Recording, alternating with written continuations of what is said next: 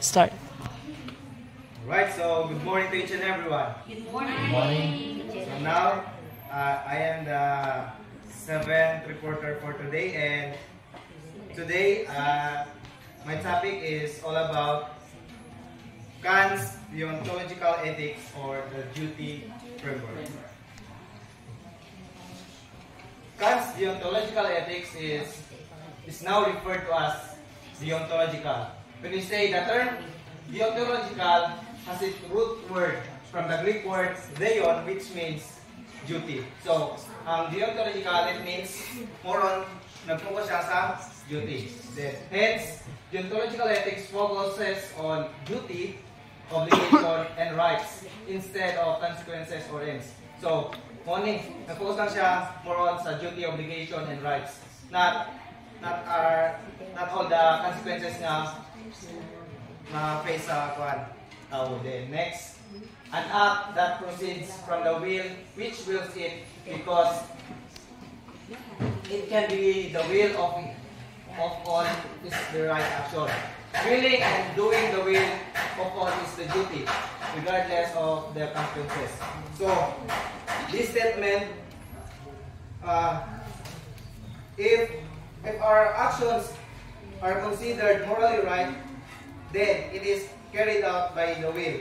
Then that can be universalized, meaning that the same action could be willed by everyone without leading or contradiction or negative outcome.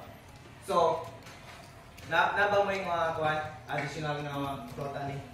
Anyone? Wala? So, now let's proceed. The following clarifies Kant's duty-based approach. The duty-based approach, sometimes called deontological ethics, argued that doing what is right is not about the consequences of our action, sometimes over which we ultimately have no control, but about having the proper intention in performing the action. So, di ba if kita tanan mo buhat o mga right actions, di ba? There is no consequences, right? Di ba? Wala. Kung tanan ta, if tanan na mo buhat og sakto, tanan buhat na to atong obligations or actions, right? Di ba? Wala na consequences na itabo. So, mo nag-clarify ni Kant as a duty-based approach. If our duty nga gibuhat na to sakto. The next, the ethical actions is one taken from duty. That's it. That is. It is done precisely because it is our obligation to perform it. So, for example, if ang nakay friend nga tigadtuan sa simbahan, di ba? Kita obligation po nato nga kuadto sa simbahan. Di ba? Siba kuan kanang natay obligation sa simbahan ng simbata. Di ba na? Because according to the ethical action, it is our obligation to perform the action. Another example kanang like today nga matuka sa eskwelahan, di ba? It is our duty or obligation to go to school, to learn, isa pa? Muna to. Muna ang ethical action. Then next, we have the ethical obligations are the same for all rational creatures. They are universal. We say universal, it is para sa tanan. Then, a knowledge of what this obligation tells it's a right by discovering rules of behavior that are not contradicted by reason. So, anyone who can add some with this ethical obligation? Yes, Mrs. Benigay, Alasan. Ethical obligation are the same for all rational creatures, and knowledge of what this obligation entails is a right by discovering rules of behavior are not contradicted by reason. If you see ethical obligation, dili yun siya contradicted by the reason. Katong reason nato is, for me, it is a conscience, not conscience. Kani man kong ethical obligation obligation, it is our obligation. Like, for example, as a mother, it is your obligation to bore a child, to kanang imo siyang imatuto. It is, wala ka gitudloan, ana. Yes. It is your obligation to perform the action. Wala na imutudlo sa imo ha. Mauna siya ang mga obligation in going to school. We are students. Our obligation is to go to school, to study. Mauna siya. So that, in this obligation, di daw ta makakuan og mga consequences diha. If right ang atong gihimo, dili ta maka-face og consequences with that ethical obligation na atong gi-perform. Dili siya mo contradict sa reason because in reasoning naman kay mo reason man ka ana, di ba? It is your obligation. Mo reason ka, why is it that I do my job or to perform my job as a mother? Because anak na ni it's your obligation. Dili ka pwede mo contradict sa reason. Mo ato kog school para maka-learn ko. Ang reason is for you to learn, for you to have a good life ahead. That is why hindi siya pwede mo contradict. Not contradicted. If imong will tingali mo contradict, ay katulgon ko, never, I will not go to school. Or, kung ano man ako, kanang, for example, yung burus ka, then, ang imong will is, di ko ganahan mahimong mama. Ang imong i-choose, ang wrong, ang imong reasoning power is, wala na nimo na asya, nakuan na nimo, na contradict mo ang ethical obligation, reason, na on how to choose right. So, is that an obligation? Very good.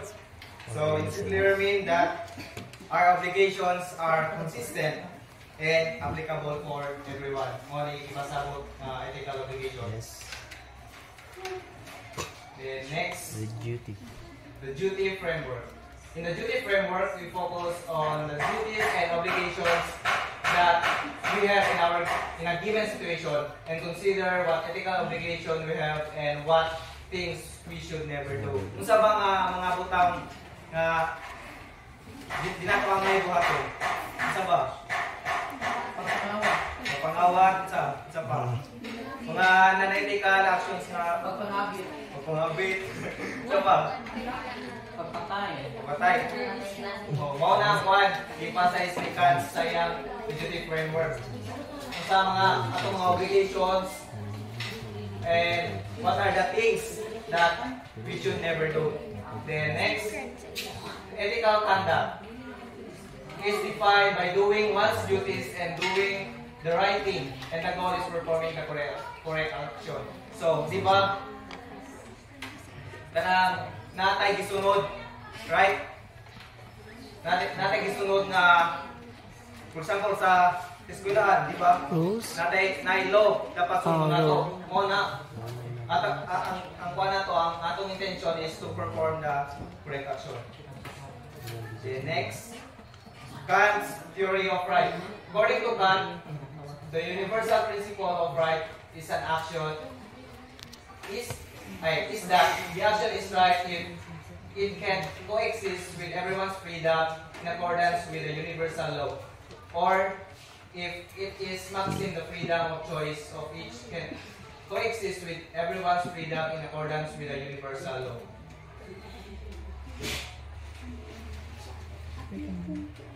So next is legally and morally right. Rather. So it appears that in Kant, what is legal must be the same time moral. So, di ba? Kung legal ang kuan, for example sa rules sa eskwelahan, kung legal siya, then that moral siya. Sabta na? Next, goodwill. Kant's criteria or framework of what is right or wrong is goodwill. Sugot ba mo? Kanang, kung sa daw ang what is right daw or what is wrong is goodwill? Goodwill ba? Kanang mubuhat ka kuan, kanang mubuhat ka sakto or mali, goodwill ba siya? See what? Give me an example na kanang goodwill kung mubuhat ka mali.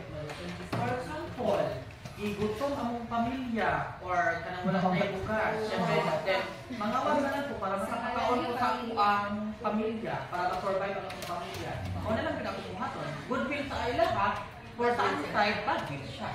Alright? Sa side sa mga Oo, kawatay. kasi sa kawatan. Alright, very good. So, another example, di ba, kanang, Ang goodwill mo God is kuha na pagpupusa ba? Kanang walay gaingon nimo nga mabuhat og maayo. for example, another example, kanang makita na ko sa pan, kanang salida, Bastos na. kanang, grupo nga kuhan, kanang car number. Then, kanang mukan sila, kanang, nung kabong nila ang Bank Central. ang bangko. Then, kanang makuha nila nga kwarta is ang kampana ihatag nila para charity. Muna ang kuhan. Goodwill siya. Nasa i-outcome nga nindot but kanang mawag iyang kuhan intention ay dili. Voting strategy. Mali siya pero kulang intention. Sabtandra, the next, an act is said to be right or wrong depending on whether it is done with or without a good result. Nakadepende kaya ako kung whether it is done or without the good will. So next, kanina, categorical imperative to serve the will as a principle has two versions of the categorical imperative. So the first version states, I never to act other than so that I could will that my maxim should become a universal law. If one cannot wish or want that a certain law is maxim becomes the maxim of all, that is not right to follow it. So, for example, kanang nakay example imong kwan, imong statement, nangopya ka sa iya ha. Then ang kwan, ang source diay sa kanan kanang classmate nimo kay iya harap. So that is not right to follow it kay makuha na. Kay dili na sakto. Mo lagi pa sa first version.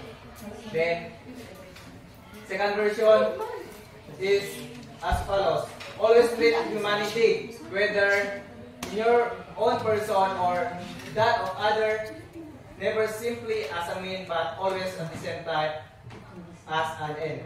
So it means na i-treat nato ang isikatawo. Katudang yun.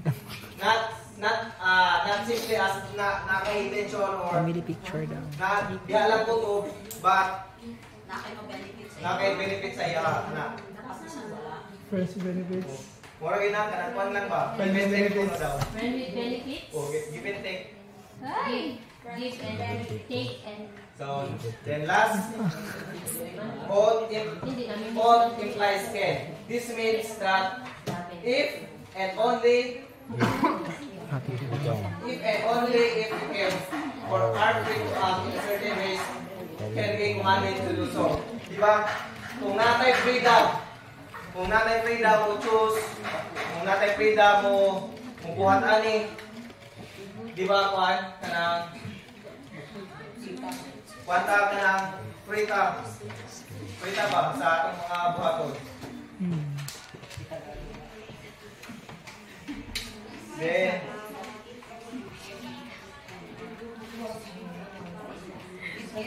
Ninggawas ang color ni Aljun. muna to, anyone who can add this one, this segment. Larger sun. Sige, try. This statement itself, mura ba na kita as a mother, as a student, kita sa una, ako is, ibutang ang senaryo nga ako, bata ko, dayon, na ako'y mama, mura gani ba, this means that if and only we can and are free to act in a certain ways, can we commanded to do so. Mura ba ka na, ang feeling ni mo, bitaw sometimes, if you are a child, if you are a daughter, nga murag ang imong feeling nga you are not free.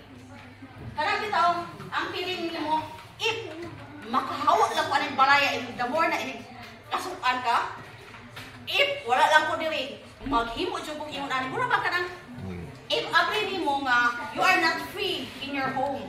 Mura ba, sometimes kasi, mura mo ko na ang imong ma-feel nga, ay feeling sa imong mga anak nga usa ko na akong mama sige yaw-yaw murag ana ba murag wala kay freedom on how to manage ini ikaw pa isa ka is bata kay sometimes akong anak mo istorya man siya nga ma'am dito na ko sa kalat kay mura daw siya mag-board na kay because he wants to be kanang ma-feel bitaw siya nga ma-feel daw niya ang isang anak ko.